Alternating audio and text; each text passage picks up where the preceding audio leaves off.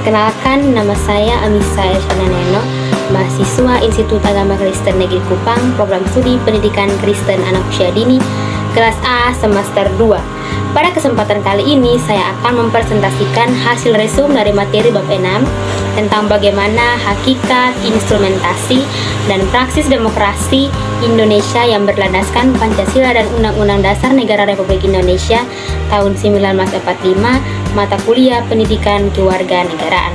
Oleh karena itu, selamat menyaksikan materi dari saya. Nah, seperti kita ketahui bahwa setiap warga negara mendambakan pemerintahan demokratis yang menjamin tegaknya kedaulatan rakyat. Hasrat ini dilandasi pemahaman bahwa pemerintahan demokratis memberi peluang bagi tumbuhnya prinsip menghargai keberadaan individu untuk berpartisipasi dalam kehidupan bernegara secara maksimal. Karena itu, demokrasi perlu ditumbuhkan, dipelihara, dan dihormati oleh setiap warga negara. Setiap negara mempunyai ciri khas dalam pelaksanaan kedaulatan rakyat atau demokrasinya. Hal ini ditentukan oleh sejarah negara yang bersangkutan, kebudayaan, pandangan hidup, serta tujuan yang ingin dicapainya.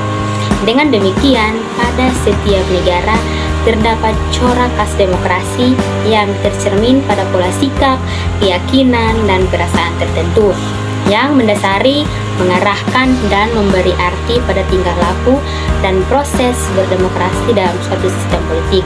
Nah, saya akan membahas lebih lanjut materi bab 6 ini, yaitu yang pertama A. Menelusuri konsep dan urgensi demokrasi yang bersumber dari Pancasila. Yang pertama, apa demokrasi itu?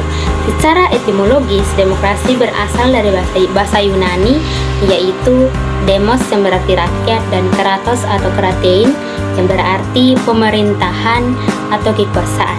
Jadi, demos kratein atau demos kratos berarti pemerintahan dari rakyat atau kekuasaan rakyat.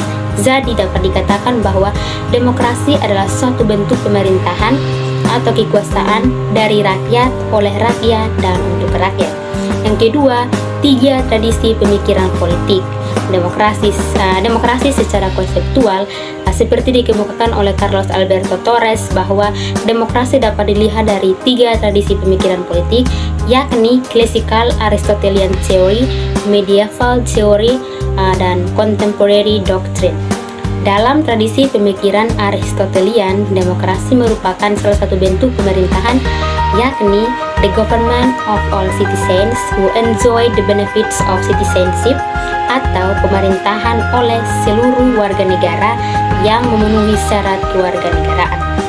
Yang ketiga, pemikiran tentang demokrasi Indonesia. Yang pertama, menurut Budiarto dalam buku Dasar-Dasar Ilmu Politik pada tahun 2008, menyatakan bahwa demokrasi yang dianut di Indonesia adalah demokrasi yang berdasarkan Pancasila yang masih terus berkembang dan sifat dan ciri-cirinya terdapat berbagai tafsiran dan pandangan. Yang kedua, menurut Muhammad Hatta, kita sudah mengenal tradisi demokrasi jauh sebelum Indonesia merdeka, yakni demokrasi desa. Demokrasi desa atau demokrasi desa demokrasi merupakan demokrasi asli Indonesia yang bercirikan 3 hal, yakni yang pertama cita-cita rapat, yang kedua cita-cita masa protes, dan yang ketiga cita-cita tolong-menolong. Yang keempat, pentingnya demokrasi sebagai politik kenegaraan modern. Nah, hampir semua negara modern menginginkan dirinya dicap demokrasi. Sebaliknya akan menghindar dari julukan sebagai negara yang monarki. Nah, di sini muncul pertanyaan, mengapa kehidupan demokrasi sangat penting dikembangkan dalam kehidupan masyarakat? Jawabannya karena demokrasilah yang memegang peran penting dalam masyarakat dan dalam tata aturan suatu negara. Tanpa adanya demokrasi di suatu negara dan segala sesuatunya diatur oleh pemerintah, maka hilanglah kesejahteraan masyarakat. Dan pasti kacaulah negara tersebut. Demokrasi sangatlah penting dan diperlukan masyarakat. Tidak hanya sekedar pemerintah yang memegang kendali dalam pengaturan suatu negara, namun perlu adanya masyarakat yang komplement, mendukung, dan masyarakat yang perlu terlibat dalam pembangunan suatu negara demi terciptanya kemakmuran dan kesejahteraan negara. Nah, yang berikut, yang kedua, B, menanya alasan mengapa diperlukan demokrasi yang bersumber dari Pancasila. Nah, demokrasi yang memiliki prinsip dari rakyat, oleh rakyat, dan untuk rakyat. Mengapa demokrasi harus bersumber dari Pancasila? Karena dengan bersumber dari Pancasila, maka demokrasi diharapkan dapat berjalan sesuai dengan nilai-nilai dan tujuan dari setiap sila Pancasila. Demokrasi harus sesuai dengan nilai-nilai dan tujuan setiap sila Pancasila, seperti demokrasi di Indonesia harus berketuhanan yang Maha Esa sesuai dengan sila pertama. Lalu demokrasi harus bersifat kemanusiaan dengan cara yang adil dan beradab sesuai dengan sila kedua. Lalu demokrasi juga harus menyatukan setiap elemen-elemen yang ada di Indonesia sesuai dengan sila ketiga. Lalu demokrasi harus dipimpin oleh hikmat serta bijaksana dalam permusyawaratan maupun perwakilan sesuai dengan sila keempat.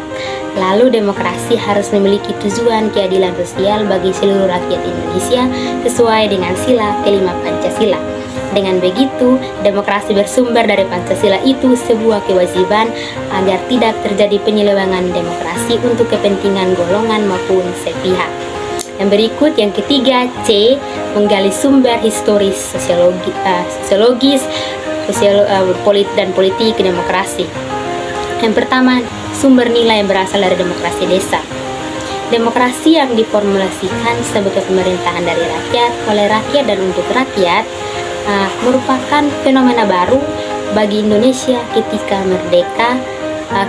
merdeka mengenai adanya anasir demokrasi dalam tradisi desa kita akan meminjam dua analisis berikut, yaitu yang pertama, paham kedaulatan rakyat sebenarnya sudah tumbuh sejak lama di Nusantara. Di alam Minangkabau misalnya pada abad ke-14 sampai abad ke-15 kekuasaan rakyat dibatasi oleh kedudukannya pada keadilan dan keputusan. Yang kedua, tradisi demokrasi asli Nusantara tetap bertahan sekalipun di bawah kekuasaan feodalisme raja-raja Nusantara, karena di banyak tempat di Nusantara tanah sebagai faktor produksi yang penting tidaklah dikuasai oleh raja, melainkan dimiliki bersama oleh masyarakat desa. Karena itu, pemilikan bersama tanah desa ini hasrat setiap orang untuk memanfaatkannya harus melalui persetujuan kaumnya. Yang kedua, sumber nilai yang berasal dari Islam. Nah, nilai demokrasi yang berasal dari Islam bersumber dari akar teologisnya. Inti dari keyakinan Islam adalah pengakuan pada ketuhanan yang Maha Esa atau tauhid monoteisme. Dalam keyakinan ini hanya Tuhanlah satu-satunya wujud yang pasti. Semua selain Tuhan bersifat nisbi belaka. Prinsip tauhid adalah paham bersamaan atau kesederajatan manusia di hadapan Tuhan yang melarang adanya perendahan martabat dan pemaksaan kehendak antar manusia. Yang ketiga, sumber nilai yang berasal dari Barat. Nah, masyarakat Barat atau Eropa mempunyai akar demokrasi yang sangat panjang. Pusat pertumbuhan demokrasi terpenting di Yunani adalah kota Athena, yang sering dirujuk sebagai contoh pelaksanaan demokrasi partisipatif dalam negara kota sekitar abad ke-5 sebelum Masehi. Model pemerintahan demokratis model Athena dan Roma ini kemudian menyebar ke kota-kota lain sekitarnya.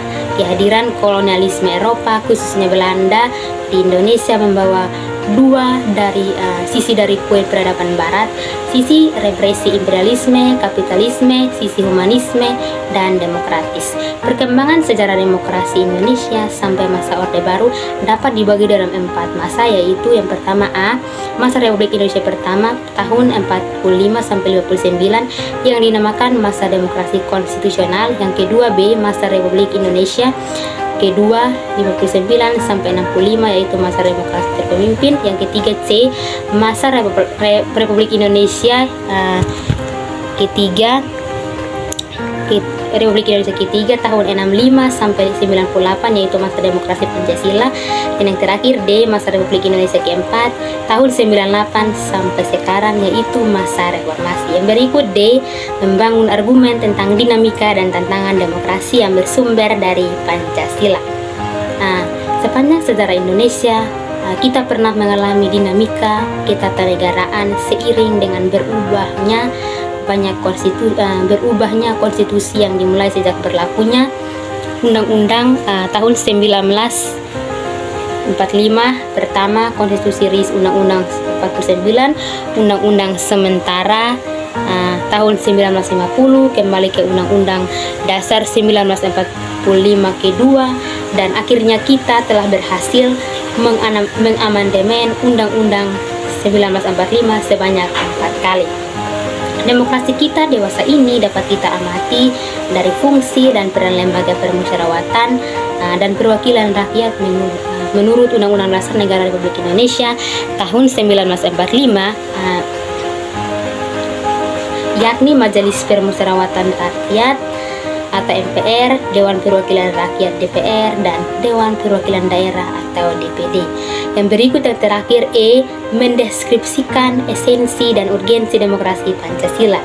Yang pertama, 1. Kehidupan demokrasi yang bagaimana yang kita kembangkan. Nah, demokrasi itu selain memiliki sifat yang universal, yakni diakui oleh seluruh bangsa yang berada di seluruh dunia, juga memiliki sifat yang khas dari masing-masing negara. Sifat khas demokrasi di setiap negara biasanya tergantung ideologi masing-masing. Demokrasi kita pun selain memiliki sifat yang universal, juga memiliki sifat khas sesuai dengan budaya bangsa Indonesia yang berdasarkan Pancasila. Sebagai demokrasi yang berakar pada budaya bangsa, kehidupan demokratis yang kita kembangkan harus mengacu pada landasan ideal Pancasila dan landasan konstitusional Undang-Undang Dasar Negara Republik Indonesia tahun 1945. Yang kedua, mengapa kehidupan yang demokratis itu penting? Pada hakikatnya, sebuah negara dapat disebut sebagai negara yang demokratis apabila di dalam pemerintahan tersebut rakyat memiliki kesempatan untuk berpartisipasi dalam pembuatan keputusan, memiliki persamaan di muka hukum, dan memperoleh pendapatan yang layak karena terjadi distribusi pendapatan yang adil. Berdasarkan uraian di atas, dapat dipahami bahwa kehidupan demokratis sangat penting dikembangkan dalam berbagai kehidupan, karena seandainya kehidupan yang demokratis tidak terlaksana dengan baik, maka asas kedaulatan rakyat tidak berjalan, tidak ada jaminan hak-hak asasi manusia, tidak ada persamaan di depan hukum. Jika demikian, tampaknya kita akan semakin jauh dari tujuan mewujudkan masyarakat yang adil dan makmur berdasarkan Pancasila. Yang ketiga, bagaimana penerapan demokrasi dalam pemilihan pemimpin politik dan pejabat negara. Nah, seorang pemimpin memang harus memiliki kemampuan memadai sehingga ia mampu untuk melindungi dan mengayomi rakyatnya dengan baik. Oleh karena itu, seorang pemimpin harus memenuhi syarat-syarat tertentu. Nah, berdasarkan sistem demokrasi yang kita anut, seorang pemimpin itu harus beriman dan bertakwa, bermoral, berilmu, terampil, dan demokratis. Nah, sekian hasil resume materi bab 6 mengenai bagaimana hakikat, instrumentasi, dan praksis demokrasi Indonesia berlandaskan Pancasila dan Undang-Undang Dasar Negara Republik Indonesia tahun 1945 dari saya. Semoga dapat berguna dan bermanfaat bagi kita semua. Terima kasih. Salam, hidup mahasiswa.